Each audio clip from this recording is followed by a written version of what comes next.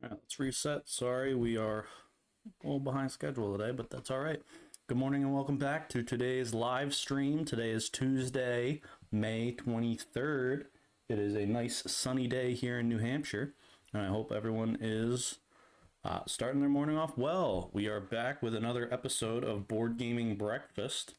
In the Board Gaming Breakfast stream, we like to talk about a game of the day, and then we'll go through a brainstorming exercise of adding a random game mechanic into that game, and then we'll finish off by designing a board game concept from a randomly generated prompt in 5 minutes or less. So for those of you who are used to this style, welcome back. For those that are new, thanks for giving me a chance. The way I film these videos is I like to go live and do the cut-ups for all the 3 videos that I'll post in a week in the future. So some of the format might feel repetitive. Thanks for coming for the journey. All right. Hi, welcome back to the channel. My name is Sam, and in today's video, we are going to be talking about the card game Arboretum. Arboretum, we don't have the box anymore because we've been able to condense it into one of these little travel totes that fit into, I believe we got it at a craft store, and I believe they're for scrapbooking, but we were able to combine 2 different card games into one box and label them to make transportation of the games easier. But Arboretum is a game that I believe is 2 to 4 players. And I'm not going to go through a full in-depth rules teach. I'll do a quick overview. I'll link into this video a really great rules teach by a fellow content creator. But for today, I'm going to talk about the, after the brief overview, I'll talk about what I specifically like about the game. So in Arboretum, depending on the player count, you'll have a varied number of suits that represent different trees, from 1 to 8, and everyone will be dealt 7 cards, I think. Yeah, I think 7 cards at the start of the game, and on your turn you'll be drawing 2 cards, playing 1 to your tableau, and then discarding 1. And you'll do that in a circle, everyone taking turns, until the deck of cards has run out, in which case that will trigger the scoring phase of the game. And once you have earned the right to score a certain suit, you'll get to score it just yourself, and then whoever has the most points based in their Arboretum at the end of the game wins. And so from that general overview, it sounds fairly similar to a lot of other card playing games, but the hook, or what I find most enjoyable about Arboretum, is that the requirement to be able to score cards down in your tableau is that you must be able to trace the suit from one card to another card, so say 1 to 5, and they must be in ascending order, and they must be bookended with the same type of tree. And so that is what is a legal scoring criteria. But gaining the right to score it is that you must have the highest summed value of that tree type left in your hand. So you're doing this balancing, jockeying of trying to keep cards in your hand that you want like as high for giving you the right to score, but you also want to play them down into your Arboretum to increase the points that you'll get from them. And so I may want to hold on to this 8 of the tulip poplar, because that will allow me to have a better chance of scoring it, because 8 is a high summed number, and if I have, say, 3 cards down into my tableau, I know that there's only 4 other numbers out there, and so if I can do the math, I can know it's the rate to score it. But if I have the 8 poplar down on in my tableau, not only does that give me an additional point from extending the chain, but you get, I believe it's 2 extra points for having the 8 as one of your caps for scoring. The 1 will get you I believe an extra 1 point, maybe those are reversed. And the trick is, if you can do you can draw a line in your arboretum of all of the same type of tree, you'll get to not only you'll multiply that by 2. And so, for example, if I had something like this where I could draw from the 3 to the 7, I have 4 cards in a row of the same, so that would actually get me 8. And so it creates this fun puzzle, because as I'm seeing my opponents start to build out this long chain of the same color, in my mind, I'm trying to hold onto that color in my hand because it'll block them from being even able to score that part of their tableau. And so this simple mechanic of draw 2 cards, play 1, discard 1, creates the turn structures to be easy to teach and flow through. But as you're playing the game, there's such analysis paralysis and this tight decision making of, oh, well, I want to hold on to this one for scoring purposes, but I also don't have enough cards that I have to play something to my tableau. And so those tight decisions that you have to make in the game is why Arboretum is like one of our favorite card games in our collection. I'd love to hear in the comments below if you've played Arboretum and how you feel about it. And I look forward to talking more about one of our favorite card games on the in the comments of this video. So I hope you have a great day, and I hope to hear from you soon. I dropped a card. All right. We are done with video 1. Let's get ready for video 2. That's up. That's there. Will the tablet connect on first try?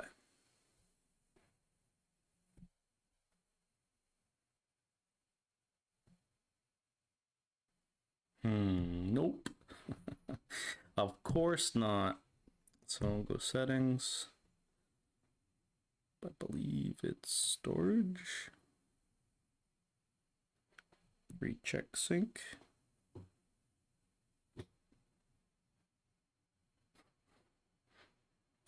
Checks out. Let's take 2. Try number 2. Accept. New page. All right, that's all set up. So we are ready for video number 2. Hi, my name is Sam, and in today's video, we're going to be taking the card game Arboretum and brainstorming a random game mechanic, or brainstorming around adding a random game mechanic into Arboretum. So how we do that is we'll pull up our OBS window over here, and in the top right of the screen, we have our wheel of mechanics that is been imported from all the mechanics that I know off the top of my head, or not, that I know of that were found on Board Game Geek. And we're gonna have to respin the wheel because endgame bonuses are, I guess there's endgame scoring. And so the wheel wants us to design end game bonuses into the card game Arboretum. So hopefully my handwriting is legible enough for that goal to get put across.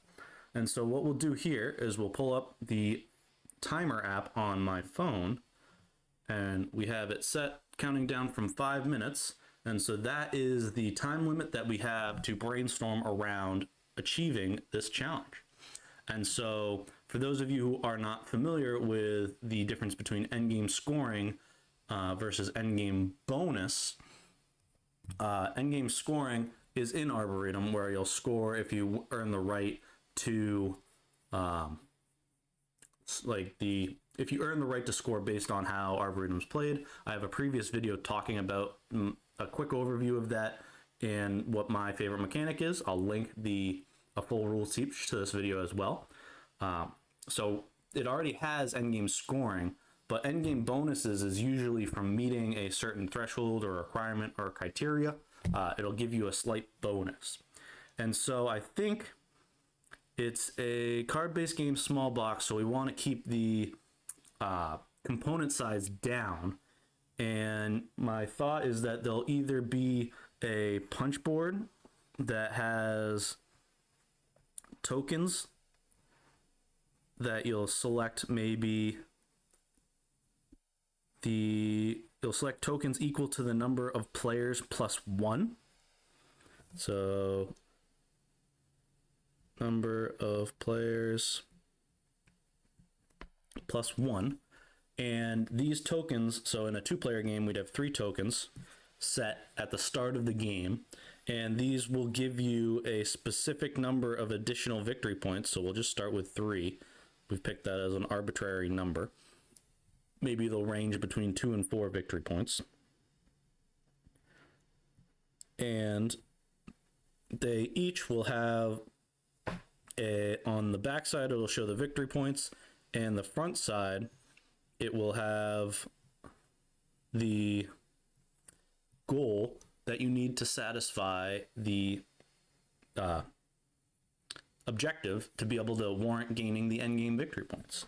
So I'm thinking these tokens would have something like 2 8s in hand.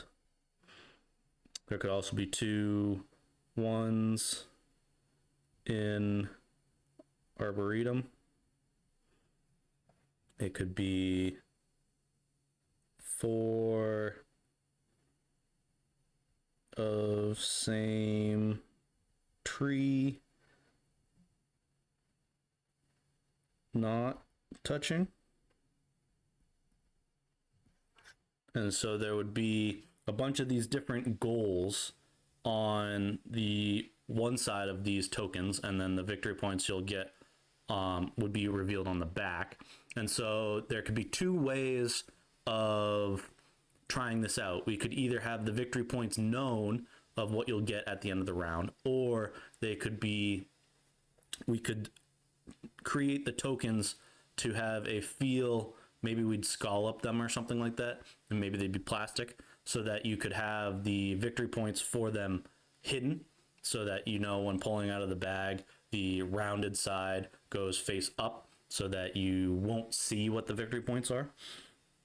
I think for ease of testing, we would just do it's a known victory point to start, because that limits our design challenges from like a manufacturing standpoint. If, again, this is just a brainstorming challenge, so we're not totally worrying about that, but that's just sort of my stream of consciousness talking right now. So let's jump back on to topic. But we're going to go, the victory points are known at the start, and so maybe it's a memory aspect, and we would probably do maybe we'd see how many we could come up with. Again, my brain right now is designed for manufacturing, so this is probably influencing this design concept, but I would figure out the max board size that I can fit tokens into the standard box of Arboretum, and I would then get the spacing that those tokens could be, and then I would size the tokens to where they were legible, and that would dictate the number of tokens I could have in the game. And then I'd just spend maybe 20 minutes brainstorming what different challenges could be on these tokens. And so after I've done that, I would clean them up, maybe just do written. I wouldn't go with visual cues yet for them, but I would, after figuring out that sizing, and I have the 20 minutes of brainstorming, I'd format them. Oh, we'll stop that right there and finish our thoughts. I would format them to fit on the punchboard grid. And for now, I would probably just take loose extra tokens or bits that I have from other prototyping material, and I'd print out the different tokens, and I would probably just glue them onto the pieces of cardboard with the victory points and the card backs. And so to balance the victory points, I'd end up going with the I'd probably do some ratio of how many cards, or like the potential of its achievability versus how many turns it takes. That's sort of where I've been leaning into for the balancing of the personal quests that I have in my game Everstone. And so that I wouldn't worry about that from a testing point right now. I'd just go with my gut feeling to test those, and then I would print them out, glue them onto the cardboard pieces, and the next time we played Arboretum, I'd ask the table if they wanted to play this house style variant. And if we got group consensus, I would pull it out, teach them sort of the rules. It wouldn't add too much overhead, so I don't think this would be a terrible addition to modify the gameplay of Arboretum a little. And that's how I'd test it. I'd love to hear in the comments below what you think of adding endgame bonuses into Arboretum. Do you think it would make the game better or worse? Is it something that you would be interested in playing? Or if you had a better idea of how to execute this prompt a little better, I'd love to hear that too. So I look forward to commenting or engaging in the comments down below in the bottom of this video. And if you like this style of video, I post these videos every Wednesday. So if you subscribe, you won't miss one. Have a good one. All right, we are on to video number 3, and we will get out of, we had a late start, but maybe an early finish. All right. Getting a little better at understanding the mirrored of the camera. All right, here we go. Hi, welcome back to the channel. My name is Sam, and in today's video, we are going to be brainstorming a game concept from a randomly generated prompt in 5 minutes or less. So for those of you who are new to watching these style of videos, we have pulled up a screen capture from letsmakeagame.net. They have a tool called this idea generator, where when you click the generate button, it will give us a genre, rule, setting, and theme to try and design around. And so as we've gone in these videos, we found that sometimes the prompts are a little too generic. So what we like to do to help add direction is we like to take some sort of concept from the game of the day of the stream, which from this stream has been Arboretum, and add some sort of game element into this prompt as well to help guide our design process. So with that rambling out of the way, I'm going to click the generate button. So we got a top-down shooter card game. The rule is inconvenient superpowers. The setting is parallel universe, and the theme is switching roles. And so what we'll do here is I'll pull up my phone timer, set the timer for 5 minutes, and we will try to achieve this challenge.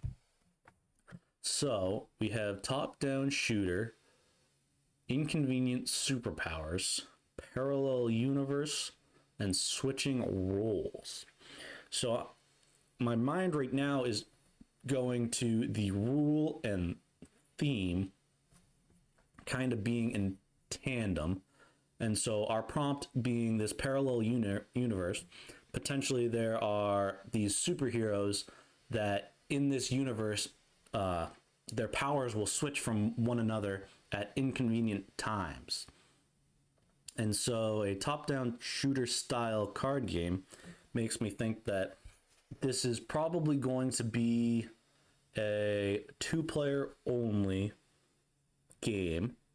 And top-down shooter, I'm thinking like, what is that, what's that video game? It's not Asteroids. Space Invader. Whew, that was almost bad. But like similar to Space Invader, each person would have a player board that connects here. And we'll follow the construct rules of Arboretum, because that was the game of today's live stream.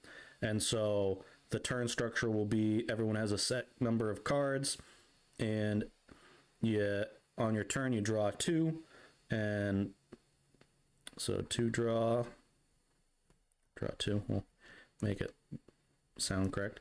Draw 2, play 1 into the tableau space, and then discard 1. So that will be our rule construct that we have to design within. I think that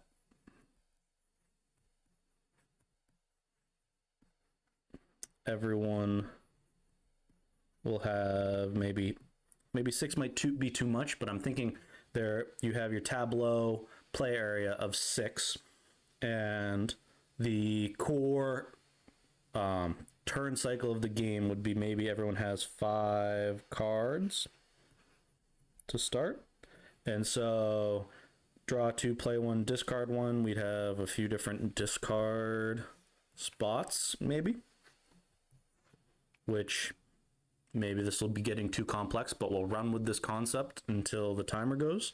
And so they would have some sort of bonus to get you, you know, a certain benefit, and we'd figure those out later. And so what will happen is maybe this one is +1 random card to the field. This would be +1. I think we'd want to keep it as 1 resource type. So +1 resource. This would be +1 discard. And this would be, maybe we'll have 4 discard spots. That sounds a little more power.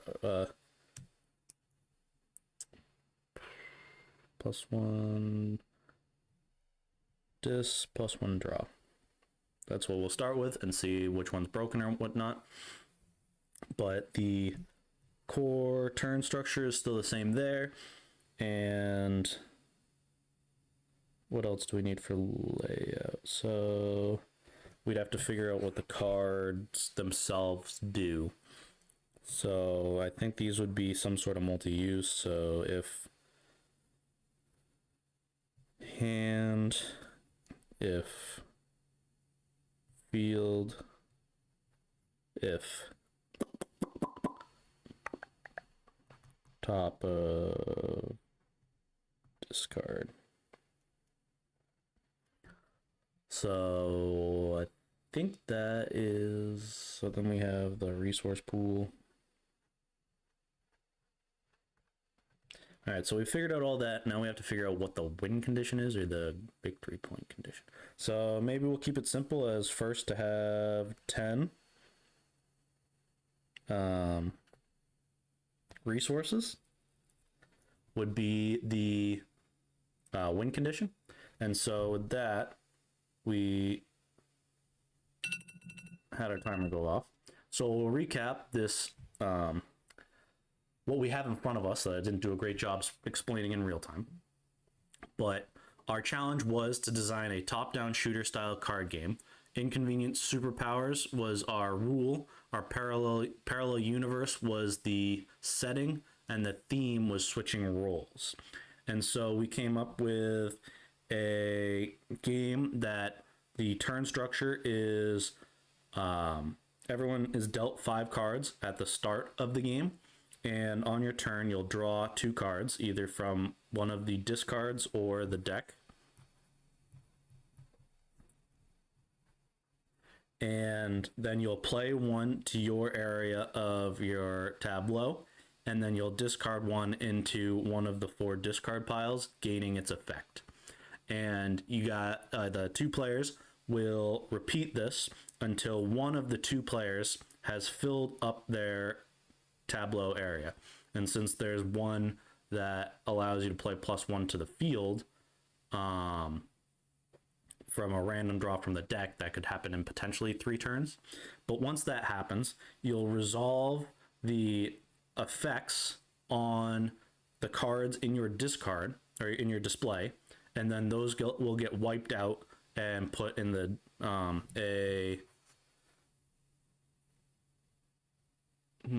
we'll have to we'll come back to figuring out where the exact space they're supposed to discard is, but we'll roll with the explanation. So we were at you'll resolve the cards in your display with potentially there's a first player marker, so they'll resolve first and then the other player will resolve second. And then what will happen is to fit the inconvenient superpowers switching roles theme, you will pass the first player token and the cards left in your hand to your opponent. And that's when the triggers in the hand would happen. And those would then be resolved by the first player still with, or the player without the first player token. I don't know. We'd have to figure without the balancing of that in testing. But that would be the core loop of the game. And the first player to end a round with 10 resources would trigger the end of the game. And if there is a multiple people with that, it would be whoever has the most resources at the end of that round. And so you would keep playing this game until all of the resources or till somebody's met that requirement of 10 resources in their control. And so that is the core structure that we figured out in 5 minutes. What we would still need to do is we need to figure out what exactly those multi-use cards looked like. We'd have to figure out a lot of what their actions are. And then we would have to create the playmat, and then we could kind of just test from there to see if this cycle is fun for a loop or two. So that would be my main objective for testing the first run of this. And so in order to do that, we would need to just number discard piles. I'd probably test this on Tabletop Simulator because I could just throw up something that was really messy and quickly change the cards. But I would focus on a card template. I would probably pull from inspiration from looking at other card games that had effects like this. The top of mind games that, looking at myself behind me, is Red Rising sounds like a good one that I would look at. Maybe the Magnificent for their scoring effects to see if we could create scoring abilities, which makes me think that maybe there's colored ones or cards in your hand.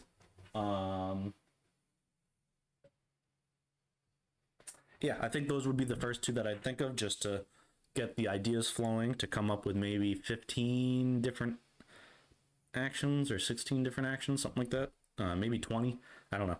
And then we would come up with maybe 20 of each. So hand actions, field actions, and top of discard actions. Maybe one of those actions gets removed, and then we'd randomize them to create unique cards, and then we'd test it out. I'd probably look at Radlands as well. I think that would, the base camps of that would be an interesting thing to review for sparking more ideas. But that would be how I'd take this game concept to get it to a playable state. I'd love to hear in the comments below what you think of this concept. And if you have a better way to satisfy that prompt that was given to us, I'd love to hear that too. So I look forward to engaging with you guys in the comments below. And if you like this style of video, these videos go live every Friday. So please subscribe so you don't miss one. And with that, I hope you all have a great day. That was an interesting sign off. All right, everyone watching in the background, that was the 3 videos of today. So we're going to sign off from this stream. But I hope everyone has a great day, evening, whatever time you're watching this in as a replay. I hope you have a great day, and I look forward to going live and chatting with you guys in the future.